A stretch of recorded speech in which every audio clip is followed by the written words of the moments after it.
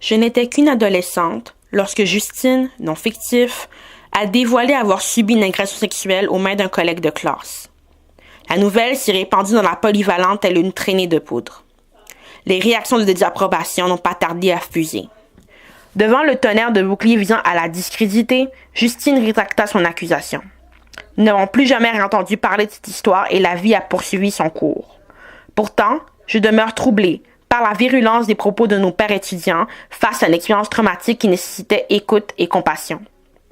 Je ne connaissais pas la signification du concept de culture du viol. Je ne me réclamais même pas encore de l'étiquette féministe. Mais quelque chose m'était apparu comme étant inhéremment injuste, une présomption de culpabilité avait plané sur les épaules de Justine presque automatiquement. J'ai progressivement pris conscience que l'agression sexuelle est le seul crime pour lequel on place les victimes sur le banc des accusés, tant au sens propre que figuré. J'ai aujourd'hui 26 ans. Au fil des ans, la vie a placé des dizaines de Justines sur ma route. Certaines proches, d'autres de connaissances.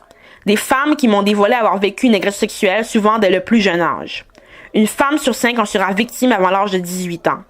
Peu de femmes dénoncent en raison du jugement moral porté sur leur expérience. Parmi celles qui dénoncent, un nombre négligeable de leurs plaintes se solde par une condamnation criminelle.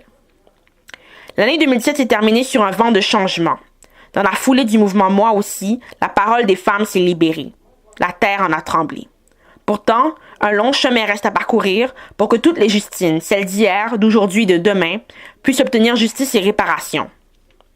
En tant que citoyenne, amie, fille, sœur et femme, j'ai fait le choix de dédier mes travaux de recherche à cette question, pour l'obtention de meilleurs services, pour créer une culture du consentement, pour que toutes les Justines puissent vivre dans un monde libre de toute forme de violence sexuelle.